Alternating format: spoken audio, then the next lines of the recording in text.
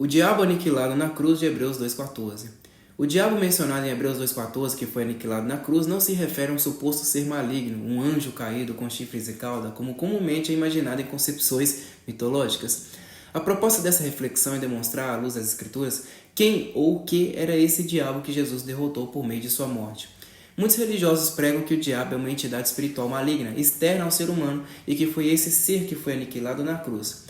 Outros ainda acreditam que tal ser maligno continua solto pelo mundo, levando almas a um suposto inferno de fogo eterno.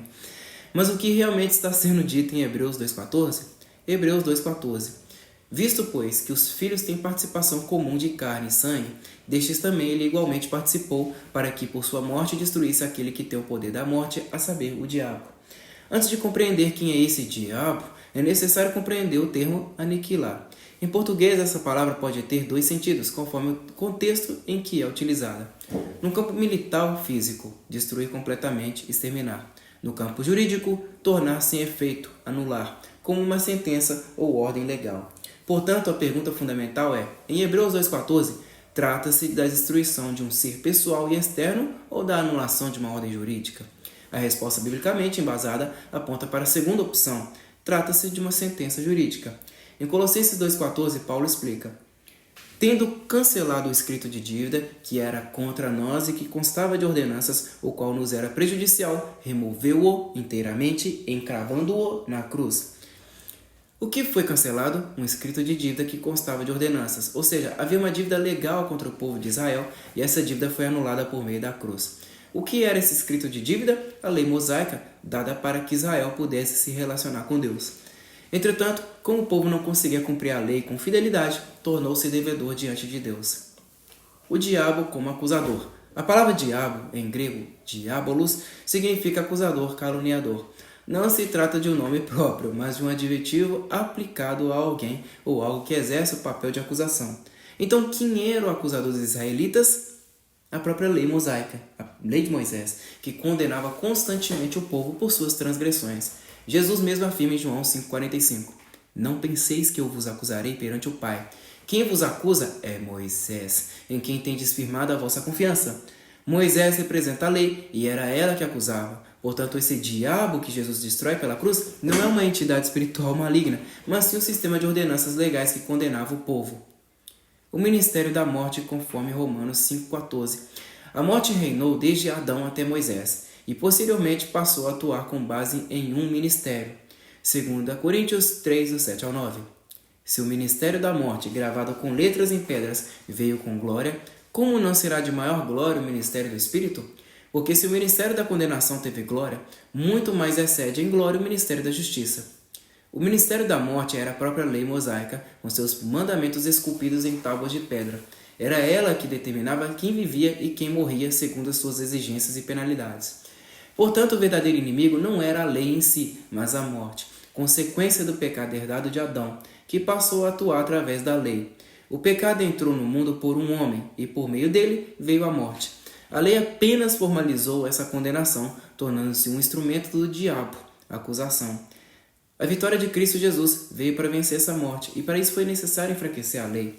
Quando morreu na cruz, aniquilou a força legal da lei de Moisés, pois substituiu-a por um sacrifício eterno e suficiente, o próprio sangue. Mesmo após a crucificação, os judeus continuaram praticando rituais, oferecendo bezerros, cordeiros, pombas, seguindo as cerimônias do templo. Mas esses atos não tinham mais valor algum diante de Deus, pois o verdadeiro sacrifício havia sido feito. A partir da cruz, o sacrifício aceitável para Deus era o sangue do seu Filho, o Cordeiro de Deus, que tira o pecado do mundo. A lei perdeu a sua força jurídica, foi anulada e com ela o poder da morte. A destruição final da lei e da morte, anos 70 d.C. A destruição completa do sistema legal e do templo ocorreu historicamente em 70 d.C. com a queda de Jerusalém. O templo, símbolo máximo da antiga aliança, foi derrubado e com ele toda a estrutura sacerdotal e sacrificial. Isso selou no plano histórico e físico a derrocada definitiva da lei e de seu ministério da morte.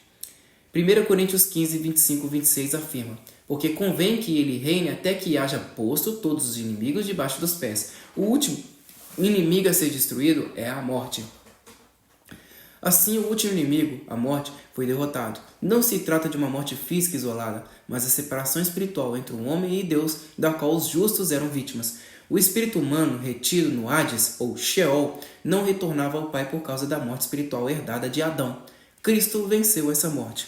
Hebreus 2, 14 e 15. Revisitado. Visto, pois, que os filhos têm participação comum de carne e sangue, destes também ele igualmente participou, para que por sua morte destruísse aquele que tem o poder da morte, a saber, o diabo, e livrasse todos que, pelo pavor da morte, estavam sujeitos à escravidão por toda a vida. Cristo, ao morrer, derrotou o diabo, a acusação legal que produzia medo e escravidão espiritual, livrando os judeus da opressão da morte e da culpa constante diante da lei. Colossenses 2, 20 ao 23. Se, pois, estáis mortos com Cristo, quanto aos rudimentos do mundo, por que vos sujeitais ainda a ordenanças como se vivesseis no mundo? Tais coisas têm, na verdade, aparência de sabedoria com sua pretensa devoção, falsa humildade, e severidade com o corpo, mas não tem valor algum contra a sensualidade. Essas ordenanças morreram com Cristo. Os judeus continuavam a observá-las, mas agora elas eram apenas práticas carnais destituídas de valor espiritual. Em resumo, quem foi o diabo aniquilado na cruz? Foi a dívida espiritual do homem, originada pelo pecado de Adão. Foi a lei de Moisés, com seu ministério de morte e condenação, que apontava e acusava o pecador continuamente. Foi o sistema legal que, após a cruz, perdeu a sua eficácia espiritual. Foi a morte espiritual que separava o homem de Deus e aprisionava o espírito no Hades. Esses elementos foram enfraquecidos na cruz e totalmente destruídos em 70 d.C., com o fim do templo e do sistema sacerdotal levítico.